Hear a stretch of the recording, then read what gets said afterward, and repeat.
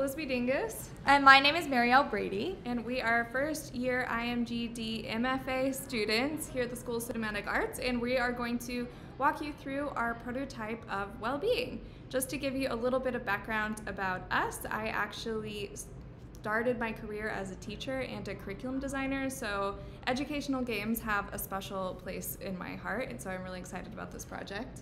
Yeah, and my background actually is in science research as well as mental health advocacy. So this project also is a great combination of our interests, and we're really excited to work on it.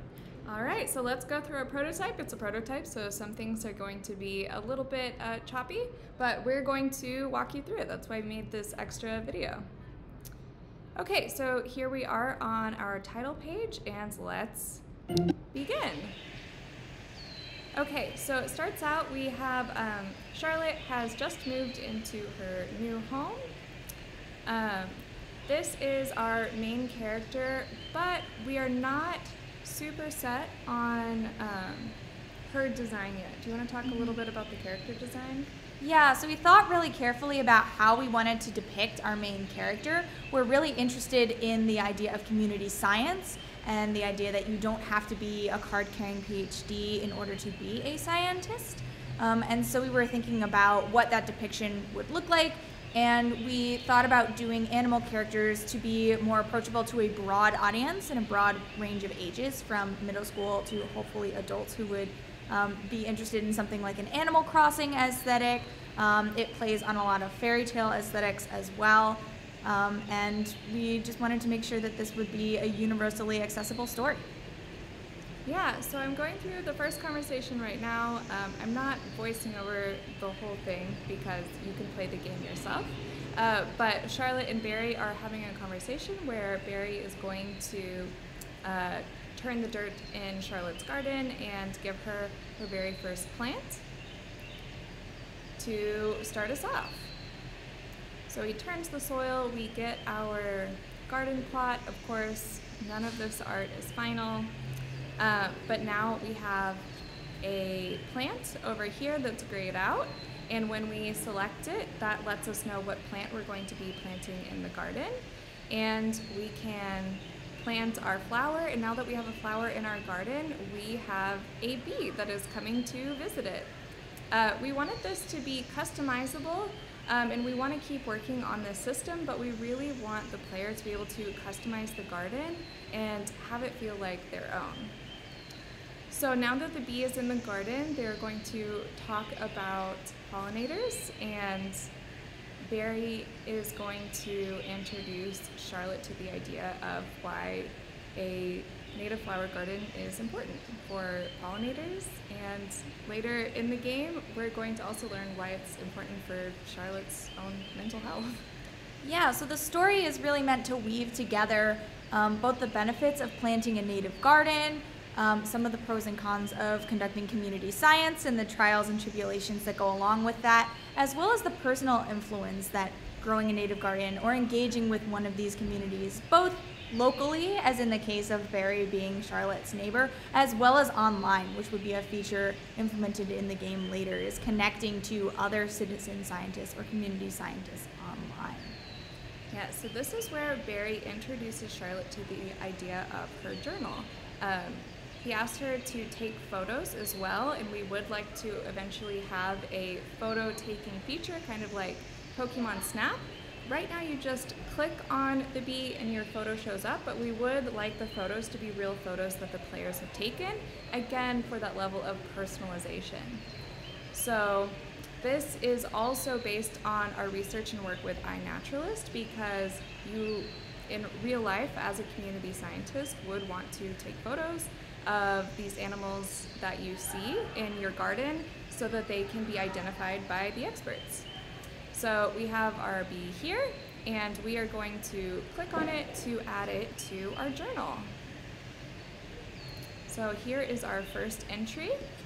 We have, of course, again, this is all placeholder stuff, but we have a picture of our bee here. Our first one was a bumblebee, so we have a little bit of information about the bumblebee, and we caught it right as it was on a flower. So we have it logged that the bumblebees really like this flower, and we're working to make sure that this information is all scientifically accurate to let you know what sort of flowers you would want to plant in your own native garden to attract different pollinators.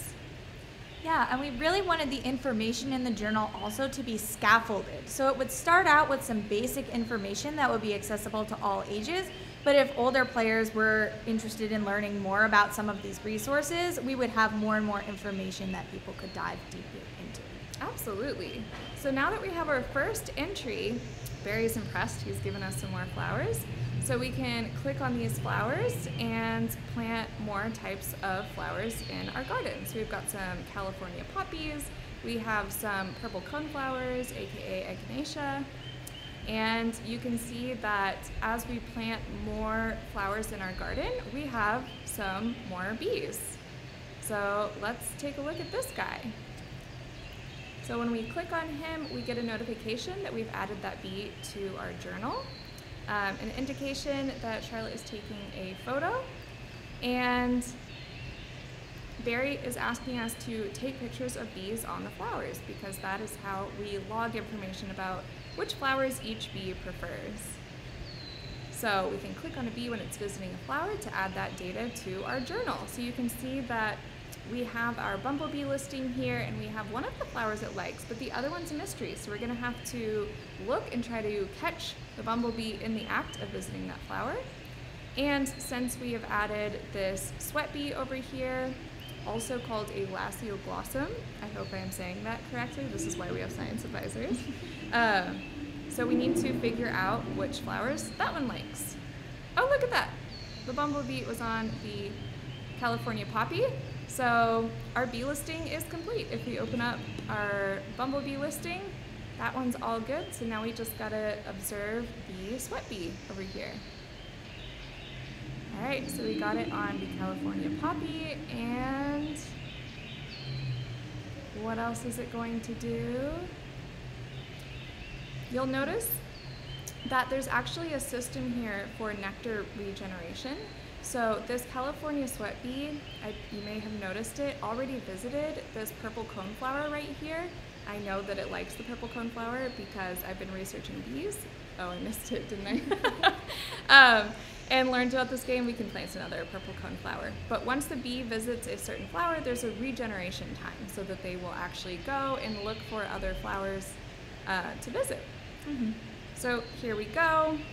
We completed the listing for both of those bees that we have now, so Barry is going to come back and check on our community science, our native garden, and our bees. So he's going to go look for some more seeds for us so that we can get some more flowers and more bees, but that is where our demo ends. Yeah, so this is really meant to show a lot of the core loop of the game. Again, it is meant to be kind of a casual, personalized experience where you get to grow your own garden, plant different types of native flowers, and really experiment with what kinds of bees will show up in your garden. And as you gain more information on the bees, you'll be supplied with more types of flowers and different kinds of community science quests that you can fill out so that you can gain more of those flowers. And so it's meant to be really a positive feedback loop between this personalized customization and exploration, which then rewards you with more customization options. And then on top of that, you'll also get a lot of the story of what it's like to actually grow one of these gardens in real life, and hopefully our audience would be inspired to try growing a native garden or community science of their own. So thank you so much for listening to us and for taking a look at Wellbeing. Just let us know if you have any questions. Thank you.